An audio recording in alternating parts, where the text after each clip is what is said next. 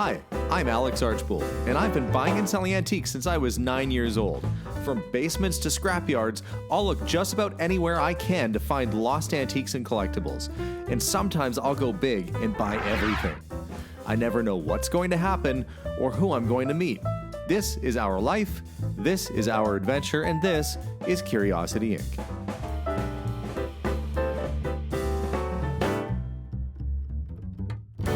Hey guys, and welcome to today's episode. As you can tell, I'm not at home. In fact, I'm nowhere near home right now. I am in Colorado, and I'm at the Garden of the Gods, or soon to be. It's coming out of the visitor center here. And why am I in Colorado? Well, as you guys might know, my sister Heather lives here. I also have a brother who lives here, and we are going to meet up, as my brother Steve has never been here before. And I don't know, do a little sightseeing. So we're gonna see a little bit of Colorado in this video, spend some time with my family, and include you guys on the journey as well. So tune in, stay tuned in, as we explore things around Colorado. Let's go. First stop of the day, we have climbed to the top. If you kind of look through these flowers here, we've got up real high. And I'm waiting for Peter. What are you, my step nephew-in-law? How does this work? I'm your ex-step nephew. No, current. There's Alyssa. And they've got the babies with them today. This is who I call Mini Peter. Mini Peter, aka Theo. Hello. Yes, and Henry's around here somewhere too. Hopefully we'll be able to do some fun exploring. And somewhere we have, oh, there he is. There's Steve. Right there. Hey, Steve. Hello. Yeah, so there's the brother from another mother, literally. That's the only time that sentence makes sense. So if you have a brother from another mother like I do, you can do that and point at him. We're gonna do a little walkabout here. And I guess Henry's getting out, and we'll go check out the Garden of the Gods. So if you choose, you can do the Jeep tours, which kind of looks like a, you know, you're in Jurassic Park, or they've got this old-timey looking tour bus. Did you just splash him? I did. Oh gosh. She's already taken the lead of being the pesty sister in the family. We're just looking for a trail around here. It's absolutely stunning up here though. Just off the upper parking lot, which is right here, where they all are, you can actually very easily get on the trail and continue your way down a nice little walking trail here, or as these folks are doing, standing up high and getting their picture taken by their families. But the real view, of course, is off to the right here, where you have these great stone spires. After years of erosion, it's just a very pretty place to be and fun for the kids to climb too. See all the rocks So, over there? Henry, what do you think of this? This cool? Is it fun, Henry? Yeah? I think you just like sitting on your shoulders. When can I switch with them? Yeah. We're walking down the trail here, and of course the thing that excites the Canadian is look, the little cactuses everywhere. They're so cute. Tiny little pokey. No. It's kind of soft. Just try it. Okay, if you think it's soft, I'm gonna no. How dare you, Alyssa? Yeah, she learns that from you. No. Of the, oh, he'll only do that once. I've heard your parenting. So really pretty trail. We're just doing a bit of the walk down here. You can just, you know, there was no park fee to come in. You can park your car there. You can go for a hike. Generally, the terrain is pretty safe for kids if you're sticking to more of the beaten trails as we are right now. But absolutely stunning just to stand here and look around. So if you ever find yourself in Colorado Springs there, you gotta stop at Garden of the Gods. We're gonna flip around and go continue our adventure. So let's go saddle up and go to the next location.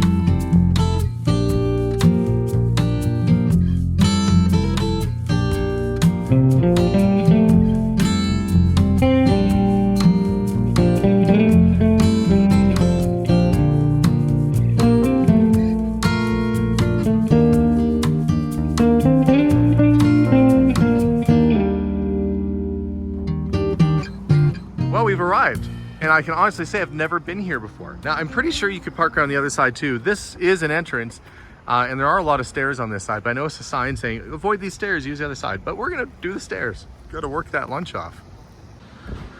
We have arrived. And now there's the joy of seeing exactly what they put together in all their specialty showcases. Oh, that's a cool book. I like the Art Deco sort of cover on it. I mean, it's supposed to be about what the book is about that draws you to it, but sometimes the graphics or artwork is just as interesting. You looking for anything particular today, Steve? Nothing, not in general. Not in general, So but it catches my eye, maybe. Steve, like me, seems to always find a lot of things that catch his eye. And oddly, we never had met each other prior to last time I visited and found out he collects a lot of the same stuff I do. Old random signs and cool toys, and he had an alien autopsy thing in his basement. It was super cool. Let's see what they got going on over here.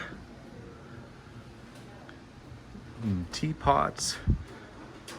You know, now that I know that there's certain Pyrex, like that's not bad.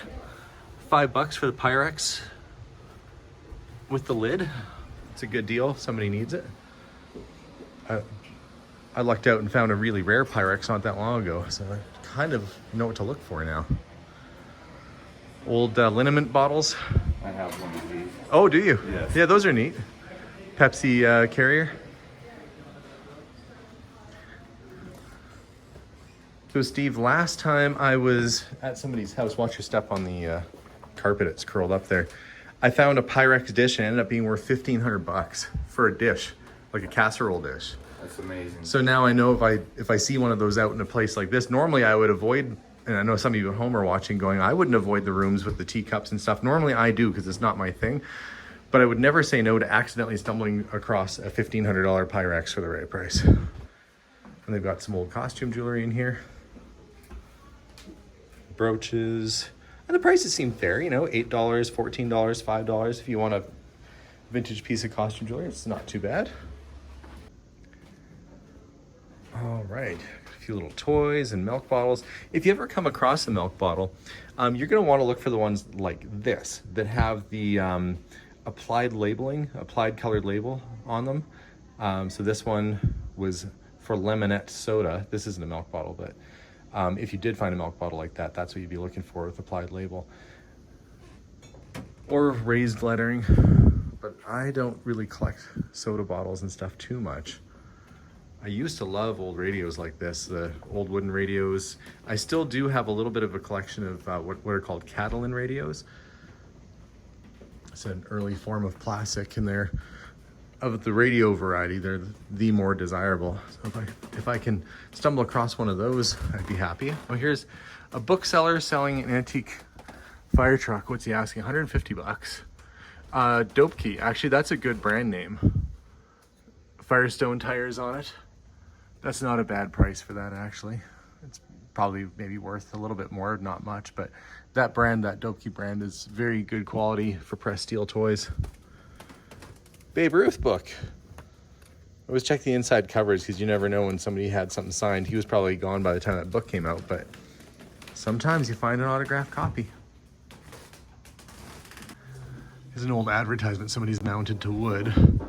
In the eyes of the chauffeur, Ford Motor Car is the most satisfactory automobile made for everyday service.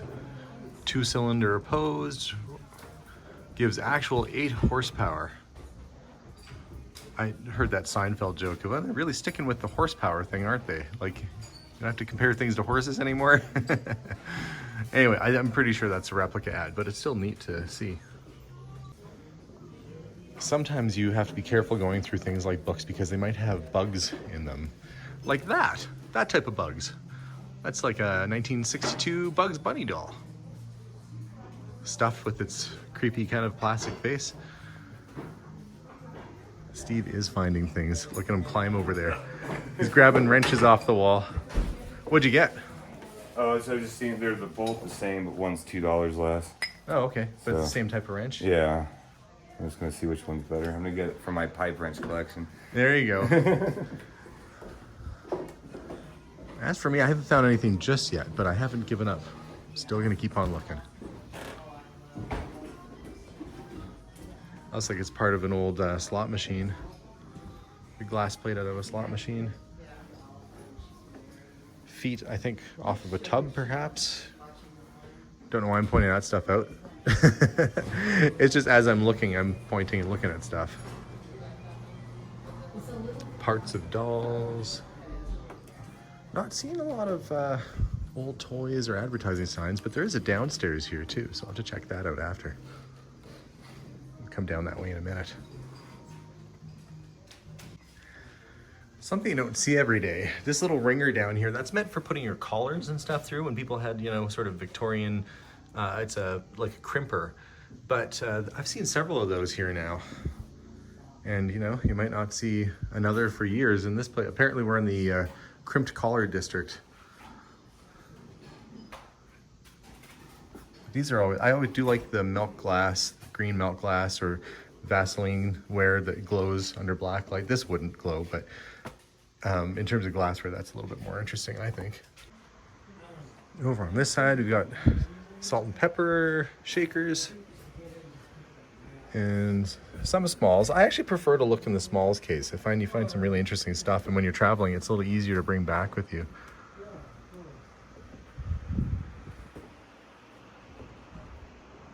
Little figures. I used to have one of these Belmont projectors. I thought that was cool looking. 1930s, 40s kind of era with the crinkle cut paint on it. Good shape. Really nobody uses them for anything anymore, but make neat decorations. Yeah, milk bottles. Yeah, that's one with the applied label on it. Espanola Dairy. Oddly, and it has a maple leaf. Yeah, it almost looks Canadian. It does, other than the Espanol part. Yeah. There's not so much Espanol in Canada.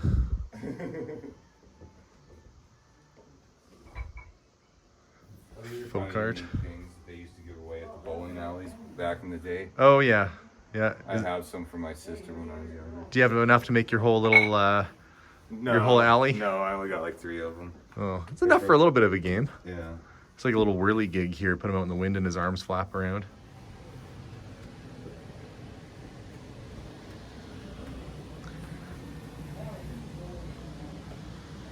Books and bookends and dolls. But where is the gritty oil cans? And where's the signs and the Hot Wheel cars and the old muskets and pistols? Where's all that stuff? But I guess just because I collect that kind of stuff doesn't mean that everybody does. So you have to have a good variety. There's more tools here, I think, Steve. More tools. License plate key tags.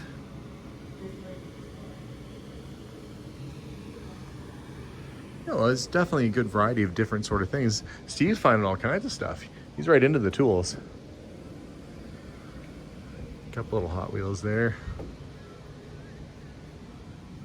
Vintage cast iron bank of a sailor. Oh. This looked like a silverware case or something at the top here. Probably silverware. No, it's just an Asian box, but it's kind of neat with the brass. For 20 bucks, like you couldn't buy all these brass fittings and the wood and assemble that for $20, so that's kind of neat. What I do sometimes, Steve, is if I end up with an old pistol, like I had a Colt or something, you can buy a box like this if you don't have a box for it, and you can refit the inside and make it into like a pistol box. This is what I've done that with silverware boxes, but something like that would be perfect for it. Steve is getting better at spotting the Pyrex than I am now. I almost walked right past. So Jadeite, I think that's by Fire King. Somebody's going to correct me, but I'm pretty sure this is Fire King. It should say on the bottom. Yeah, Fire King Jadeite. Those are always popular. And then you've got your Pyrex bowls, casserole dishes. Nice 70s sort of harvest look there on that. I never thought I'd be the guy who got excited about Pyrex, but yet here I am.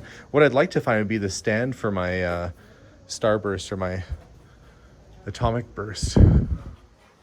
It's supposed to have a little warmer that goes with it. Ring toss.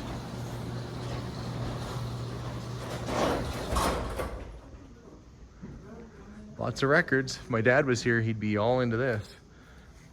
I'd lose him for like an hour and a half here probably. He'd be looking for, oh gosh, he'd be looking for good stuff. Newport Folk Fest. Herbie Mann. See, I always used to look for vintage jazz albums because not a lot of people collect them and they're actually pretty rare. And I don't know, I also like old jazz music, among country and others. Rick Wakeman. You know, I guess you really got to look because you got some rock mixed in with Zamfir, mixed in with George Shearing Quintet and Stag Party Special. Uh-oh. I could get you in trouble.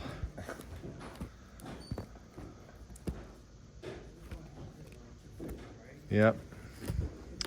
Oh, there's an album that said Pursuit of D.B. Cooper. Oh. They thought they knew who that guy was that jumped out of the plane and disappeared with all that money. It's still a mystery. Well, a couple neat things in the basement. They've got the records down here. This is kind of an interesting little side table. Very short. This is a 50s boomerang style table. And I don't know if that would be for your cord for your lamp. Maybe you'd put a lamp on top or if it was part of a bigger piece. But 50 stuff like that is always fairly popular. We got a baseball bat, and depending upon whose model it was, so it's the Don Mattingly, so it's 1980s. But, you know, celebrity endorsed baseball bats can be good. We got a big brass candelabra, giant. Put a big candle on that thing. That looks like it came out of a church or something. And super old power saw. It says grease once a week. Okay, well, you found some stuff. So some success for Steve today. We'll go upstairs and pay and carry on. So we've changed gears, we've left the antique mall, and now we've worked our way actually just 5 minutes away from the antique mall to something called the Leech Pit. And when we tried coming here earlier, but it was closed, but it's open now. And not only does it look like it might have stuff for me, like old toys, it looks like it's got records and concert stuff for Steve, and that's what he's really into. So we're gonna do a little walk around and see what they have. So there's 1980s toys. Steve told me the other day that one of his friends dropped by his place with a bunch of 80s toys, mint and box trails, and he said, nah, it's too new for you. I'm like, no, that would have been perfect. But he sold it all, so there you go. Oh, they've got Star Wars toys down here. Figures and all kinds of stuff, turtles, all sorts of neat little things. You get lost just staring at one of these walls. But aside from the selection of toys that they have, which seems to be all over the place, they've got a really wide variety of interesting band and other type of shirts. I mean, quite the selection of them. And their sign out front says that they do buy this stuff. So whether you're buying an old concert shirt or a pop vinyl figure set of Run DMC, they seem to have all that kind of stuff. Pretty much just a wide variety. Simpsons figures, I remember when those came out. Just a really neat little shop. I mean, this is definitely an eclectic store. You got everything from vintage wear to record players, tons of albums, LPs, toys, and apparently shoes. So just a little bit of everything in the mix here. Well, there's a throwback piece, leather fringed jacket. You wear this and you can start joining bands like Crosby, Stills, Nash and Young. Riding on your motorcycle, wind in your hair, with your fringe jacket flying. And I was told from an indigenous gentleman that lived in my area that the reason why the Native American people put these on the jacket was to actually draw the water out of the material, so it would help dry your jacket if it got wet. I don't know if that's true, but it seems to make sense more than just being a flappy detail to have on a jacket. They've got all sorts of leather jackets, you know, bomber style coats and stuff. But you know, sometimes a really good motorcycle jacket from the era can be a good collector's item too, so worth checking it out. And if you're into rockabilly, well look, you've got these brogues, these real vintage kind of style shoes. Look at that. You want to look like your Buddy Holly, just put those shoes on and you're halfway there. To start twitching and dancing and playing a guitar, and you'll be almost all the way there. Please do not pet the leeches. All right, we won't. You know, they've got some odd stuff, such as, you know, human skulls with deformities and, you know, pigs in a jar. But what Steve pointed out was this, the magical Burger King, the incredible disappearing hamburger trick. I know that one too. We go to a hamburger place, my hamburger will disappear as well. I don't. He's got his napkin ready. Watch this, kids. He holds it up to his face. Nom nom nom nom nom, and it's gone. Not the most impressive magic trick, but it's kind of neat if you collect that oddball kind of stuff. But it looked like Look at this. Somebody's made a little dollhouse and put with the. It looks like Frodo, Mr. Frodo, and Chewbacca hanging out back there. And looks like today's special is walleye for $13.50. Maybe that's what Chewbacca's waiting for. You never really see him eating too much, but that seems like the sort of thing he might eat. Well, there's a fun time cruising around with Steve and with my family and seeing Colorado Springs, but that's it for today. Next, I'm off to Denver to go and I think we're gonna go check out an antique or collectibles flea market and hopefully find some cool treasures there. So on to the next show, on to the next episode. Stay tuned for more. If you haven't subscribed, make sure to do that too. But as for me, I'm off. We'll see you guys soon, and as always, bye for now. Bye everybody.